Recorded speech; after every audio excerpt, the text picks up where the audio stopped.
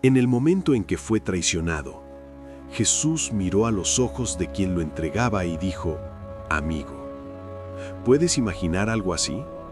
Hay un tipo de dolor que no tiene un nombre sencillo. No es el dolor de un accidente, no es el dolor de una pérdida repentina. Es el dolor de mirar a alguien que conocías, a alguien que se sentó a tu mesa, que conocía tus secretos, que te sonreía, y darte cuenta de que esa persona te traicionó. Ese dolor tiene un nombre antiguo, traición. Y es tan universal, tan profundamente humano, que ha atravesado milenios y todavía hoy puede detenerte en medio de una tarde cualquiera, trayendo de vuelta un recuerdo, un nombre, una escena que jurabas haber olvidado. Ya has pasado por eso, o estás pasando ahora, o pasarás, porque nadie llega al final de su vida sin haber sido decepcionado por alguien en quien confiaba. La cuestión nunca ha sido si eso va a ocurrir. La verdadera cuestión es qué haces con ello cuando sucede. Y antes de profundizar en esta reflexión, si has llegado a este canal por primera vez, suscríbete a Mensajes del Alma y activa la campanita. Es una forma sencilla de seguir recibiendo palabras que llegan en el momento justo. Para muchas personas, el Sábado de Gloria tiene un significado transmitido de generación en generación de una manera muy específica. Es el día de castigar a Judas, de construir un muñeco, rellenarlo de paja, sacarlo a la calle y destruirlo públicamente. Una especie de ritual colectivo de castigo, de descarga emocional, de condena simbólica. Pero aquí hay una pregunta que casi nadie se hace. ¿Esto tiene algo que ver con lo que enseñó Jesús? Porque si hay algo que el Evangelio deja absolutamente claro, en palabras, en actos, en cada decisión que Jesús tomó hasta el último momento de su vida, es que no vino a condenar. Él mismo lo dijo, no vine a condenar al mundo, sino a salvarlo. Entonces, ¿cómo es posible que un día del calendario cristiano se haya convertido en sinónimo de juicio público, de ridiculización, de destrucción simbólica de un ser humano, aunque haya hecho algo terrible? Hay una enorme contradicción ahí, y vale la pena mirarla de frente. Jesús sabía lo que estaba por venir.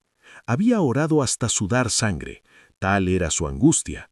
Había pedido a los discípulos que permanecieran despiertos con él, y se durmieron. Y entonces, en medio de la noche, apareció Judas, con soldados, con antorchas, con el plan ya definido, un beso como señal de identificación. Y Jesús, frente a todo eso, frente a la materialización de la traición que ya sabía que ocurriría, pronunció una sola palabra dirigida a Judas: amigo. No traidor, no miserable, no ¿cómo pudiste? Una palabra que en griego implica compañero, alguien con quien se comparte un vínculo. Detente un momento y siente el peso de eso. En el instante más oscuro de su vida humana, Jesús no perdió la capacidad de ver la humanidad en quien lo estaba destruyendo. No convirtió a Judas en una caricatura del mal, no lo redujo al peor momento de su existencia. Lo llamó amigo. Eso no es debilidad, no es ingenuidad, es el nivel más alto de conciencia espiritual que un ser humano puede alcanzar. La capacidad de ver, incluso en el traidor, a un espíritu que se equivocó, no a un monstruo que debe ser destruido. Es mucho más cómodo convertir a Judas en el símbolo absoluto del mal, porque si él es el mal en persona, entonces lo que hizo está completamente fuera de nuestro alcance.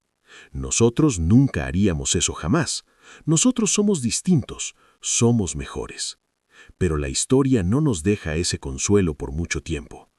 Judas no era un demonio con forma humana, era un hombre con ambiciones, con miedos, con una visión distorsionada de lo que Jesús debía ser y hacer. Quería un Mesías político, un libertador de Roma, un rey con espada. Y cuando comprendió que Jesús era otra cosa, algo mucho mayor, mucho más difícil de entender, colapsó. Se equivocó, de forma grave, irreversible, con consecuencias que atravesaron siglos, pero era humano. Y aquí está la incomodidad que vale la pena enfrentar. ¿Alguna vez has decepcionado profundamente a alguien? ¿Has actuado por miedo, por ambición, por una visión distorsionada de la realidad y has herido a alguien en el proceso? ¿Has sido, para alguien, el Judas de la historia? Yo lo he sido. Probablemente tú también. Y si es así, si todos llevamos dentro esa capacidad de fallar a quienes amamos, entonces castigar a Judas no es la destrucción de un enemigo lejano. Es, de alguna manera, la destrucción de una parte de nosotros mismos que preferimos no mirar. Si esta reflexión está tocando algo en ti, si un nombre vino a tu mente, una situación regresó, comparte este mensaje con esa persona o con alguien que sabes que carga un peso similar. A veces, la palabra que libera llega a través de alguien que se preocupa.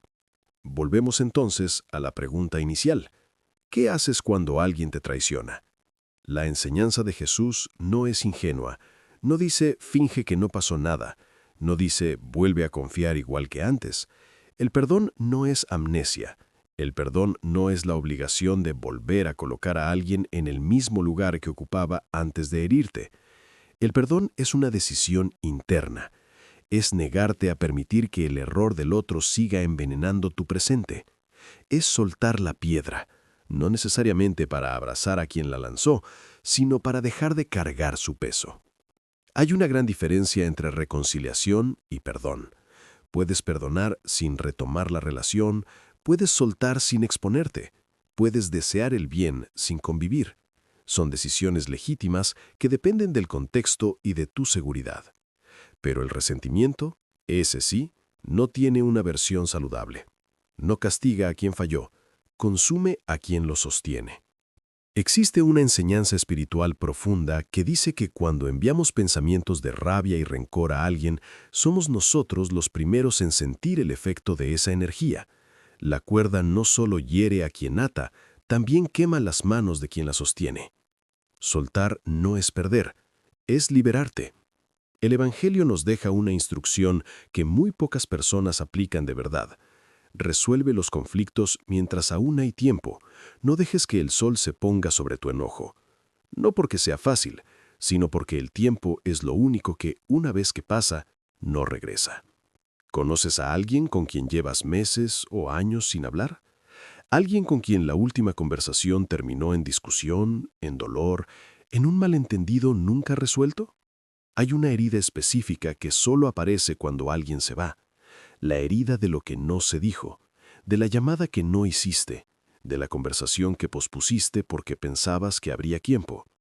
El sábado de gloria, en ese sentido, puede ser una invitación, no a fingir que no dolió, no a normalizar lo que estuvo mal, sino a preguntarte con honestidad, ¿hay algo que puedo soltar hoy? ¿Hay alguien a quien pueda, aunque sea en silencio, desearle paz? No tiene que ser un gesto grandioso, puede ser una oración en silencio, puede ser un pensamiento consciente de te libero y me libero. Puede ser, para quien se sienta listo, un mensaje simple, una llamada breve.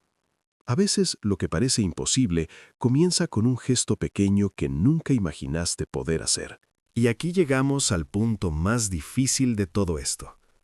Es mucho más fácil hablar de perdón que practicarlo. Es mucho más cómodo estar de acuerdo con este mensaje que permitir que transforme algo concreto en tu vida hoy.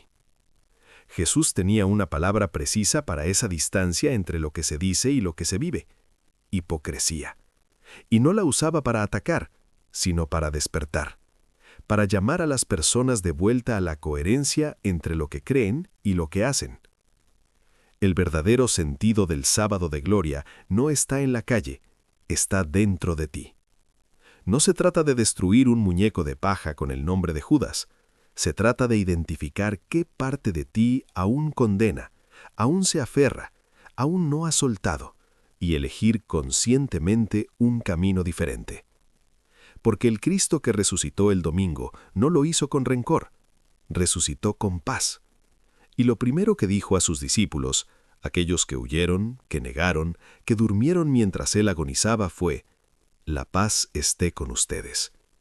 No reproches, no juicios, paz. Ese es el modelo. No es fácil, pero es el modelo. Hoy, en este sábado de gloria, tienes una elección.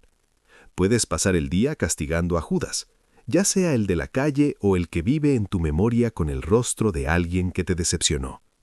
O puedes hacer algo mucho más difícil y mucho más poderoso. Elegir ser para alguien lo que Jesús fue para Judas aquella noche en el huerto. No la víctima que perdona heroicamente, no el santo que actúa para impresionar, sino el ser humano que, en medio de su propio dolor, aún es capaz de ver la humanidad del otro, que aún puede decir, aunque sea en silencio, «Te veo, entiendo que tú también eres imperfecto, y elijo no dejar que tu imperfección me destruya». Eso es libertad, no del otro, tuya. El amor que Jesús demostró no era sentimental, era radical. Era la decisión de no permitir que lo peor del otro se convirtiera en lo peor de uno mismo. Que este sábado de gloria sea para ti el día en que algo pesado se soltó, el día en que una herida antigua encontró por fin un lugar donde descansar. Y que el domingo de resurrección, en la Pascua y en la vida, te encuentre más ligero, más libre, más completo. Déjalo en los comentarios. ¿Hay alguien en tu vida con quien sientes que necesitas hacer las paces, aunque sea solo por dentro? Escríbelo aquí. Este es un espacio seguro. Si este mensaje te tocó, compártelo con alguien que esté cargando un peso que ya no necesita llevar. Suscríbete a Mensajes del Alma y activa la campanita, porque cada semana hay una palabra que llega en el momento justo.